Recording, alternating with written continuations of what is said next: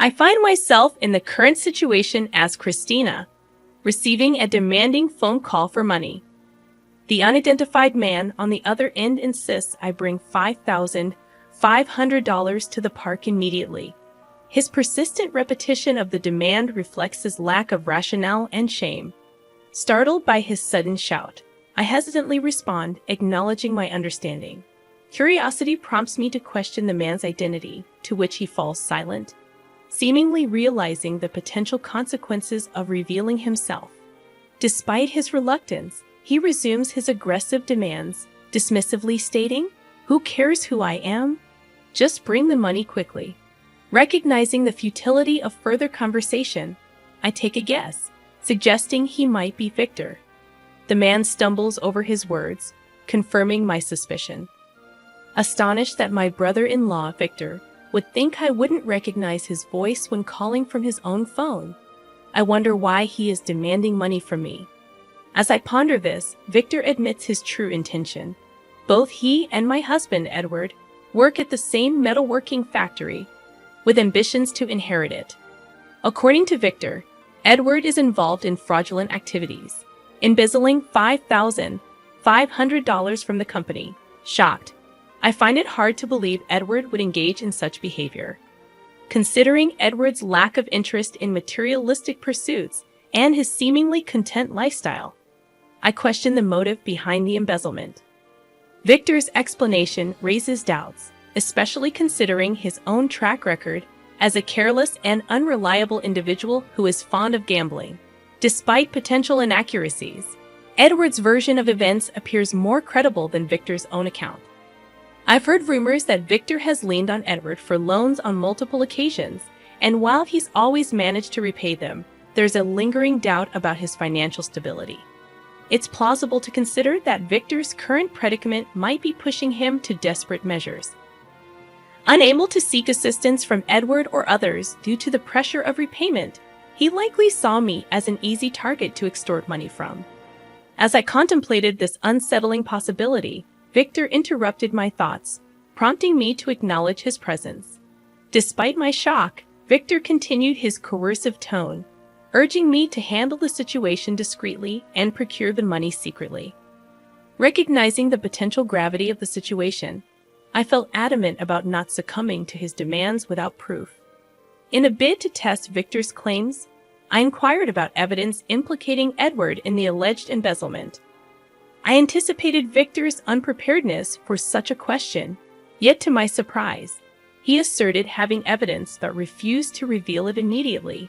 Sensing his reluctance, I proposed a rendezvous the following day at the company office for a proper review of the evidence. Although Victor insisted on a swift resolution, I remained skeptical, suspecting his intent to fabricate evidence.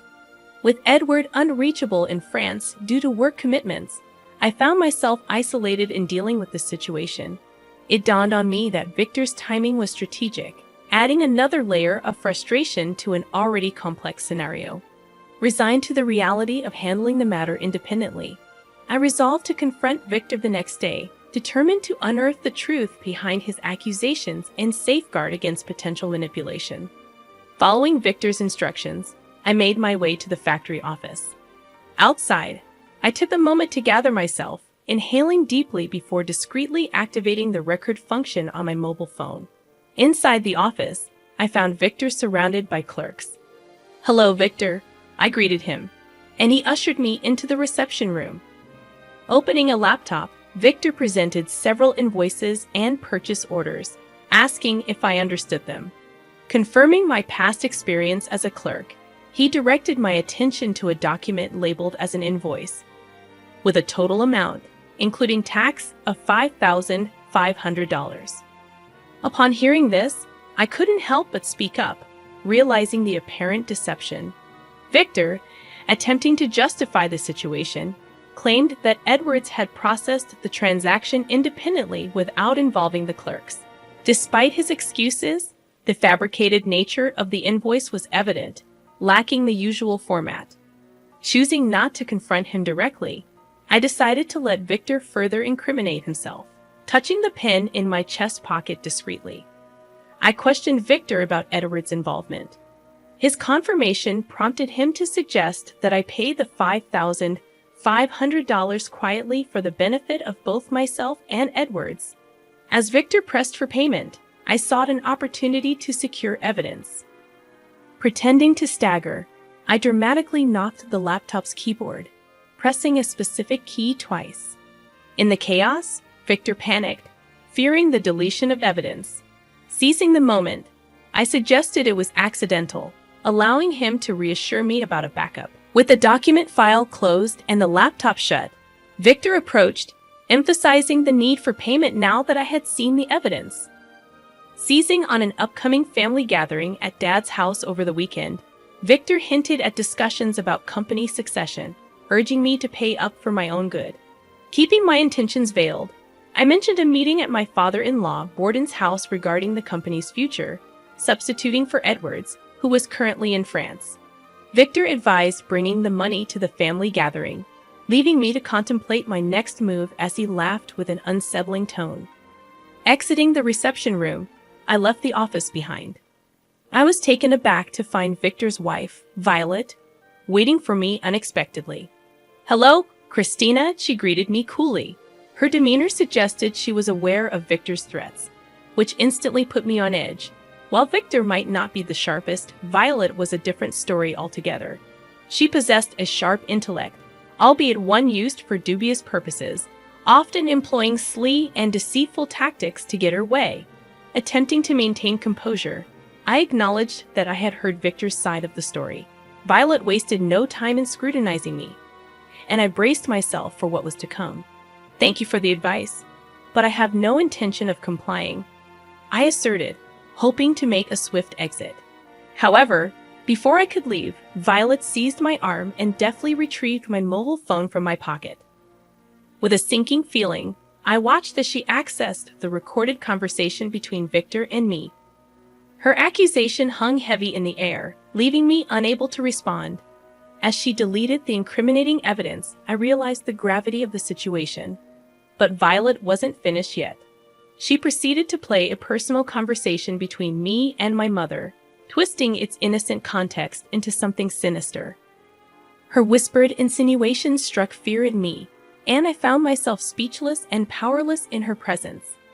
As she returned my phone to my pocket, her veiled threats lingered, leaving me with no choice but to comply with her demands. With the recording erased and her leverage secured, Violet slipped away into the office, leaving me to grapple with the unsettling reality of her manipulation. It became clear that she might have been the mastermind behind Victor's actions all along, urging him on from behind the scenes. As I composed myself, I realized the need for caution in navigating this treacherous situation. Without hesitation, I sent Victor a terse message. "I'll pay the money." It was a concession made under duress, a temporary solution to a much larger problem. I had no intention of giving in to Violet's demands, but sending that one misleading message was crucial. It would make her feel secure, preventing her from tampering with the recording of our conversation. Without her manipulation, it would be challenging to hold her accountable for her deceitful actions.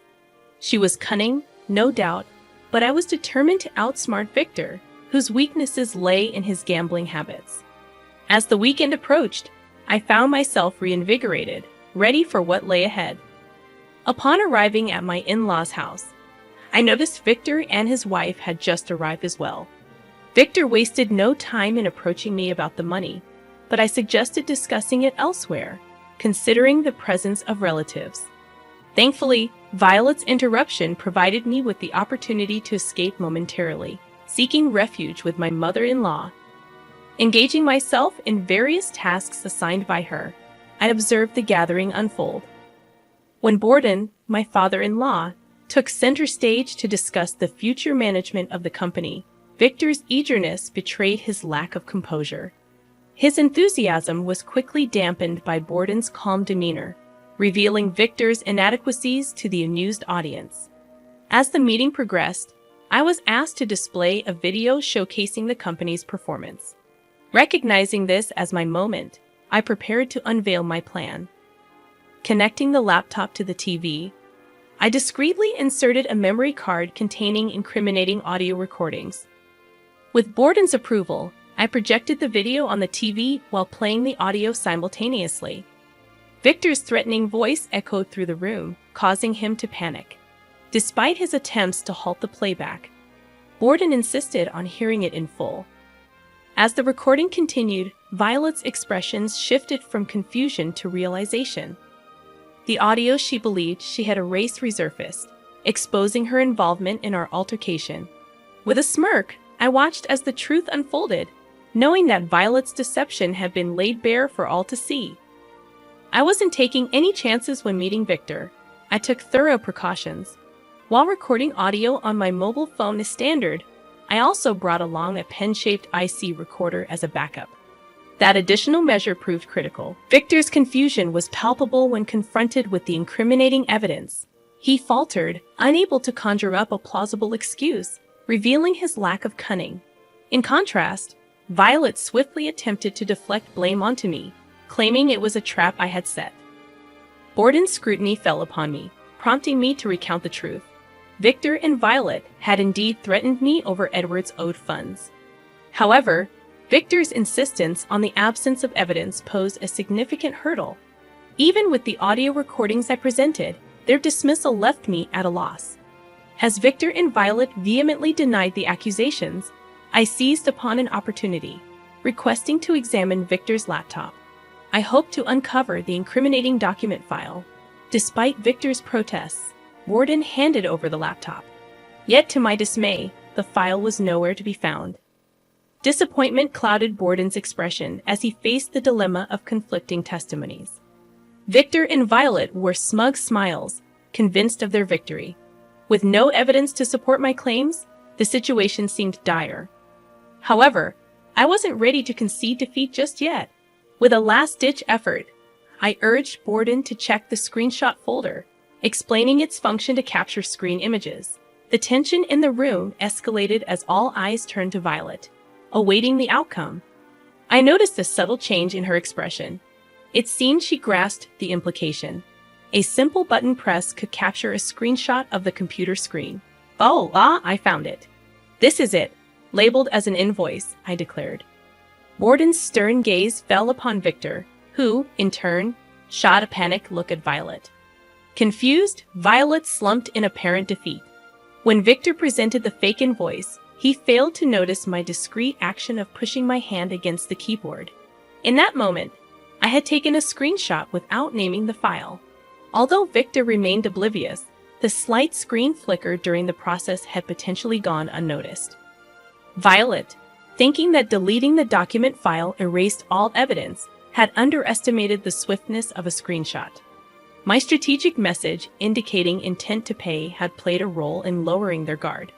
However, I acknowledged that this method might not always be foolproof. Borden, convinced by my proof, reprimanded Victor and Violet on the spot. Victor, cornered, confessed to the dire situation stemming from his gambling debts, breaking down into tears. Violet, too, admitted to orchestrating the scheme to coerce money from me.